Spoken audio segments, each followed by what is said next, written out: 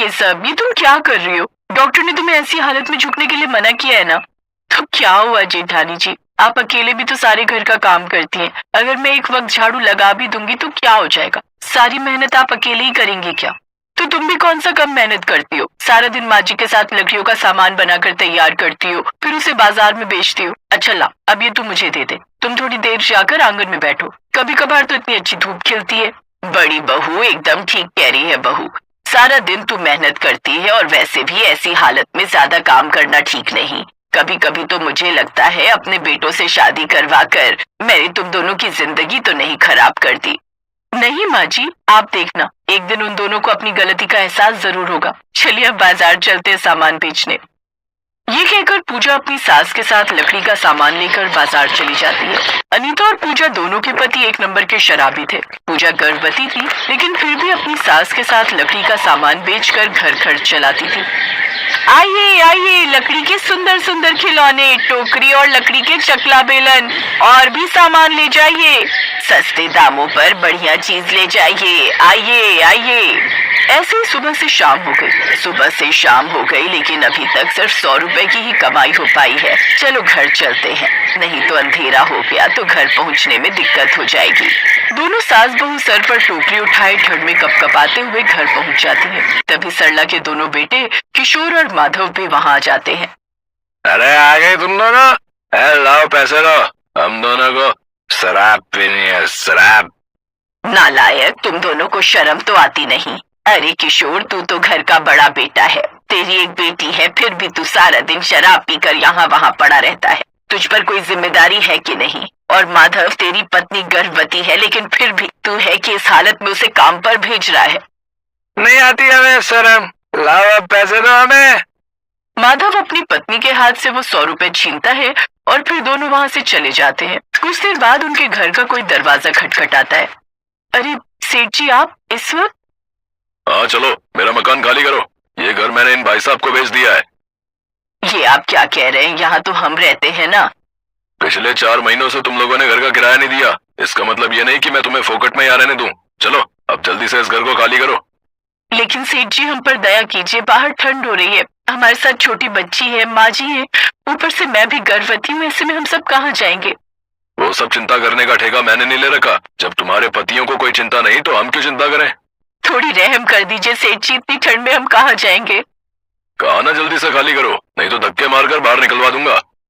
सेठ किसी की नहीं सुनता। ठंड में कपकपाते हुए सास अपनी दोनों बहुओं और पोती अनु के साथ निकल पड़ती है। वो सभी ठंड से कांप रहे थे। कुछ दूर चलने के बाद पूजा के पेट में दर्द होने लगता है। माँ जी, मेरे पेट में काफी दर्द हो रहा है। संभालो बहू खुद को। माँ जी, इसके पेट में दर्द क्यों हो रहा है? छोटी बहू गर्भवती है ना, तो इसके शरीर में ठंड आसानी से जा रही होगी। लेकिन माँ जी, ऐसे में तो इसकी हालत और खराब हो जाएगी। किसी को कुछ समझ नहीं आता। तभी अनीता की नजर एक अंडर कंस्ट्रक्शन बिल्डिंग पर जाती है, जहाँ पर बड़ी सीमेंट की पाइप रखी होती है। वो पूजा को वहाँ ले जाते हैं, लेकिन जैसे जैसे ठंड बढ़ रही थी, पूजा के पेट का दर्द भी बढ़ता ही जा रहा था। बस थोड़ी देर और संभाल ले बहू, कुछ घंटे ही बचे हैं सुबह होने में, फिर ठंड कम हो जाएगी तो तुम्हें आराम मिल जाएगा। फिर जैसे तैसे उसे कुछ देर बाद दर्द से आराम मिल जाता है। माँ जी, अब हम क्या करेंगे? ना तो अब हमारे पास छत है और ना ही निवाला। लकड़ियों के सामान का काम भी सही से नहीं चल रहा, तो ऐसे में हम क्या ही करेंगे? माँ जी, हमारे पास खुद की जमीन है, तो क्यों ना हम उसी जमीन पर रहकर अपना घर बनवाएं? लेकिन वो जमीन तो पहले से ही बंजर है। हाँ, लेकिन कम से कम घर तो बना सकते हैं ना। ये तू क्या बात कर रही है बहू? हमारे पास खाने को पैसे नहीं है और तू है कि घर बनाने की बात कर रही है। माँ जी, उसमें कोई पैसे नहीं लगेंगे। क्या मतलब देवरानी जी? मतलब ये कि जिस जंगल से हम खिलौने बनाने के लिए लकड़ियाँ लाते हैं, उसी जंगल से हम घर बनाने के लिए भी लकड़ियाँ ले आएंगे और अपनी जमीन पर लकड़ी का घर बनाएंगे। क्या लकड़ी का घर बहू? हाँ माँ जी, पहाड़ी इलाकों में जहाँ बेहद ठंड रहती है, वहाँ ज्यादातर लकड़ियों के घर ही बने होते हैं, जो कि गर्मियों में ठंडा और सर्दियों में गर्म रहता है। हाँ माँ जी, मैंने भी इस बारे में सुना। पूजा बिल्कुल ठीक कह रही है। हाँ, फिर तो ये कोशिश हम भी कर सकते हैं। वो सभी ये जानते थे कि लकड़ी का घर बनाना आसान नहीं है, लेकिन अब इस कड़ाके की सर्दी में सर छुपाने के लिए और कोई रास्ता भी तो नहीं होता। अब वो सभी जंगल की ओर जाते हैं और वहाँ से लकड़ियाँ उठाकर लाती हैं। ऐसे ही उन्हें सुबह से शाम हो जाती है। अब हमें कल सुबह से घर बनाने की तैयारी शुरू कर देनी चाहिए। अगली सुबह वो सभी फिर से उसी जगह पहुंचते हैं। वो चारों तरफ से लकड़ी की चार दीवारी खड़ी कर देती हैं, लेकिन तभी पूजा के पेट में फिर से दर्द शुरू हो जाता है। माजी, फिर से दर्द हो रहा है। तुझसे कितनी बार कहा है पूजा, तू ये काम रहने दे, तू जाकर आराम क्यों नहीं कर लेती? नहीं दीदी, ये घर हम सबका है तो मेहनत भी तो हम सबको मिलकर ही करनी है ना। अब वो सभी फिर से काम करने में जुट जाते हैं और फिर 4-5 दिन की मेहनत के बाद आखिरकार उनका लकड़ी का घर बनकर तैयार हो जाता है। देखिए माँ जी, अब हमें इधर उधर नहीं भटकना पड़ेगा। हमारा लकड़ी का घर बनकर तैयार हो गया, अब हम सब इसी में रहेंगे। उनका बहुत ही खूबसूरत लकड़ी का घर बनकर तैयार हो जाता है, जिसमें उन्हें ज्यादा ठंड भी नहीं लगती। ऐसे कुछ दिन बाद एक लड़का अपनी कार से वहां से गुजर रहा था। तभी उसकी नजर उस लकड़ी के घर पर जाती है। वो वहीं पर रुककर उस लकड़ी के घर की फोटो खींचकर सोशल मीडिया पर डाल देता है। सोशल मीडिया पर लोगों को वो लकड़ी का घर काफी पसंद आता है, जिसे देख एक रोज एक आदमी वहाँ आता है। सुनिए, क्या ये लकड़ी का घर आपका ही है? जी हाँ, ये हमारा ही घर है। इसे आपने किससे बनवाया? जी, ये सब हम सब ने खुद ही मिलकर बनाया है। क्या इतना सुंदर घर आप लोगों ने खुद बनाया है? जी हाँ, कुछ दिन की मेहनत से हम सब ने मिलकर इसे बनाया है। अरे वाह, क्या कारीगरी है आपके हाथों में। वैसे मैं आपको बता दूं, मैं शहर का जाना माना बिल्डर हूँ और ये लकड़ी का घर मुझे बहुत पसंद आया। मैं इसे खरीदना चाहता हूँ और उसके बदले में मैं आपको मुंह मांगी कीमत दूंगा। और अगर आप ऐसे लकड़ी के और घर बना देंगी तो मैं उसके भी आपको अच्छे पैसे दूंगा। वो क्या है ना, मैं इस गाँव में लकड़ी के घरों की एक अलग ही पहचान बनाना चाहता हूँ। आमतौर पर हम ये लकड़ी के घर पहाड़ी इलाकों में ही देखते हैं, लेकिन इस मैदानी गाँव में लकड़ी का घर बनाकर तुमने बहुत अच्छा किया। अब मैं इस पूरे गाँव में लकड़ी के घर बनाना चाहता हूँ, क्योंकि गाँव शहर से ज्यादा दूर नहीं है और शहर में ऐसे बहुत से लोग हैं जो कुछ दिन के लिए यहाँ आकर शांति पाना चाहते हैं। ये सुनकर वो सब बहुत खुश होती हैं। अब वो सभी मिलकर कुछ ही महीनों में लकड़ी के घर बनाकर तैयार कर देती हैं, जिसके बदले में उन्हें अच्छे खासे पैसे मिलने लगते हैं। उनकी गरीबी दूर हो जाती है, लेकिन वो अभी भी खुशी खुशी अपने लकड़ी के घर में ही रहते हैं।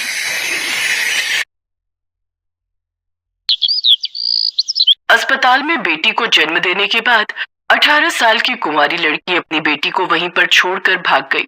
नर्स सुषमा ने आकर देखा कि नवजात बच्ची जमीन पर सोए हुए रो रही थी। बेचारी बच्ची को छोड़कर इसकी माँ भाग गई। क्या हो गया है इस दुनिया को? ठंड का मौसम था। सुषमा ने उस बच्ची को गोद में उठा लिया। जमीन पर उसे ठंड लग रही थी। सुषमा की गोद में गर्माहट मिलने के बाद वो चुप हो गई। सुषमा को मातृत्व का एहसास हुआ। सुषमा अभी तक माँ नहीं बनी थी। उसकी शादी को कई साल हो चुके थे, इसीलिए उसने इस बच्ची को गोद लेने के बारे में सोचा। उसका पति सुरेश भी मान गया और दोनों ने कागजी औपचारिकता पूरी की और फिर सुषमा उस बच्ची को लेकर घर चली गई। अरे मेरी बच्ची, मेरी अच्छी बच्ची, दूध पी ले बेटी। सुषमा, भगवान ने हमें दूसरा मौका दिया है, हम अच्छे माँ बाप बनेंगे। हाँ जी, हम इसे अच्छे से पालेंगे, लेकिन इसका नाम क्या होगा? मेरे जहन में एक नाम है, ईशा। वाह ईशा, बड़ा अच्छा नाम है ना ईशा बेटी, मेरी अच्छी बेटी। ईशा को पाकर वो दोनों बहुत खुश थे। उनकी लाइफ कंप्लीट हो गई थी, लेकिन सुरेश का बड़ा भाई रमेश और उसकी पत्नी कुसुम दोनों खुश नहीं थे। अपना खून होता है। कहाँ अस्पताल से इस बच्ची को उठा लाई है सुषमा? तुम्हें अक्ल नहीं है? किसी को भी बेटी बना लोगी क्या? असल में उन दोनों को डर था, क्योंकि रमेश और कुसुम की एक 5 साल की बेटी थी रानी। सुरेश और सुषमा के मरने के बाद जमीन जायदाद रानी के नाम पर ही हो जाती, लेकिन अब सुरेश और सुषमा के पास ईशा आ गई है। अब प्रॉपर्टी 2 हिस्से में बढ़ जाएगी। इसी बात से रमेश और कुसुम परेशान थे और उन दोनों को देख देख कर रानी भी इसी उम्र में बड़ी चंट बन गई थी। मैं नहीं दूंगी किसी को प्रॉपर्टी, मुझे नहीं देनी, वो ईशा मेरी बहन नहीं है। कहते हैं कि बच्चे माँ बाप के ही साए होते हैं, वो माँ बाप से ही सीखते हैं। इसीलिए रानी भी अपने माँ बाप की तरह घमंडी और स्वार्थी बन गई। ऐसे 6 साल बीत गए और अब ईशा 6 साल की हो गई और रानी 11 साल की।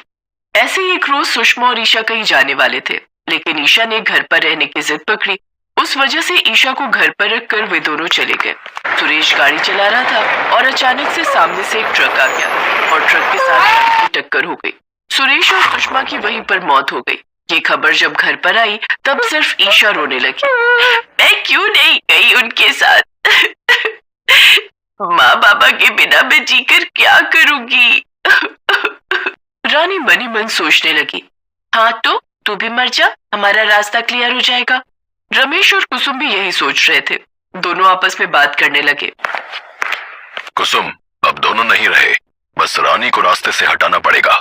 हाँ हाँ हो जाएगा, आप चिंता मत कीजिए। तभी पुलिस सुरेश और सुषमा की डेड बॉडी का पोस्टमार्टम होने के बाद घर ले आई। नन्ही ईशा अपने माँ बाप की लाश से लिपटकर खूब रोने लगी, लेकिन तभी कुसुम ने उसे पीछे धकेलते हुए कहा, हट परे, तेरे ही बुरे कर्मों के कारण आज ये हुआ है।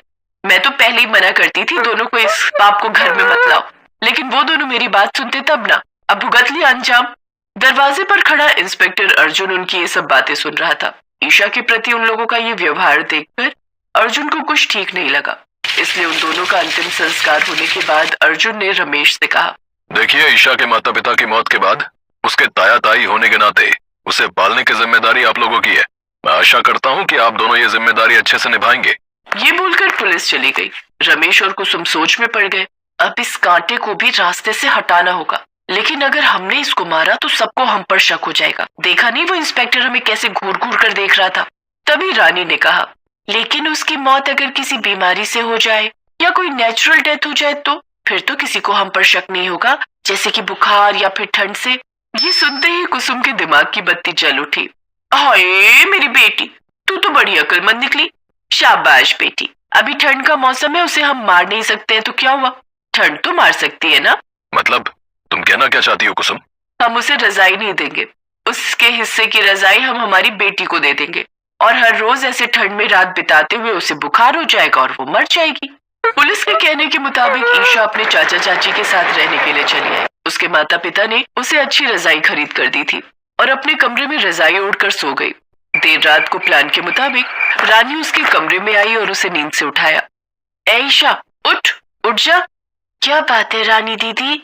चुप रह, मुझे दीदी मत बुला, तेरे अंदर हमारे वंश का खून नहीं है। ऐसा क्यों कहती हो रानी दीदी? हाँ हाँ सच ही तो बोल रही हूँ, तुझे तो चाची अस्पताल से उठाकर लाई थी। खैर वो सब छोड़, मुझे बहुत ठंड लग रही है, मुझे तेरी रजाई चाहिए। मेरी रजाई? लेकिन फिर मेरा क्या होगा? मुझे भी तो रजाई चाहिए। नौटंकी मत कर, हमारे घर पर रहने के लिए आई है, हम तुझे रहने की जगह दे रहे हैं, खाना दे रहे हैं, और तू मुझे एक रात के लिए रजाई नहीं दे सकती? दे मुझे। रानी ने ईशा से रजाई छीन ली। ईशा ने रोते हुए कहा, सिर्फ एक ही रात की ही बात है ना? हाँ हाँ एक ही रात की बात है, जा सो जा। रानी ईशा की रजाई लेकर चली गई और दो रजाई एक साथ ओढ़कर सो गई।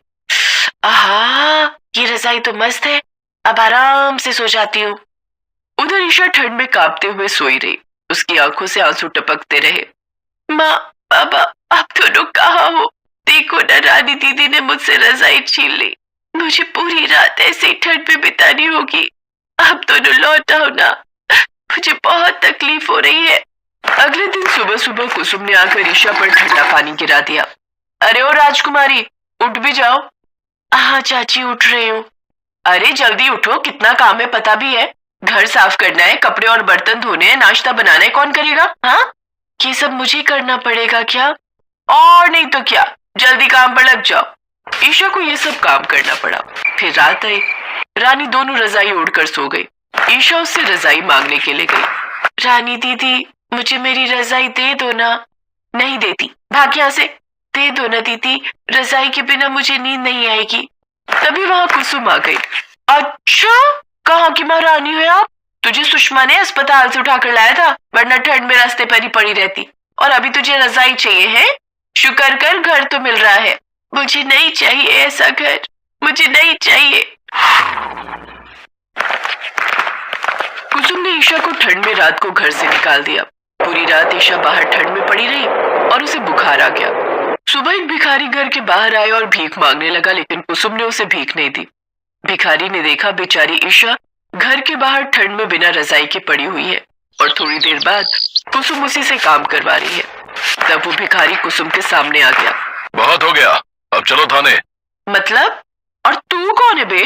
तभी उस भिखारी ने अपनी दाढ़ी मूंछ हटाई और फटे हुए कपड़े खोलकर पुलिस के कपड़ों में सामने आया। पुलिस इंस्पेक्टर अर्जुन को देखकर कुसुम, रमेश और रानी तीनों डर गए। पुलिस ने तीनों को गिरफ्तार कर लिया। मुझे तो तुम तीनों पर पहले से ही शक हो गया था, इसलिए मैंने तुम्हारे घर पर निगरानी रखना शुरू कर दिया था। फिर रमेश और कुसुम को जेल में भेज दिया और रानी को हॉस्टल में। उधर अस्पताल में ईशा का ट्रीटमेंट हुआ और वो पूरी तरह ठीक हो गई। उसके ठीक होने के बाद अर्जुन ने उसे अडॉप्ट कर लिया और अपनी बेटी की तरह उसकी परवरिश करने लगा। साथ ही उसे खूब प्यार करता। ईशा भी अब उसके साथ खुशी खुशी रहने लगी।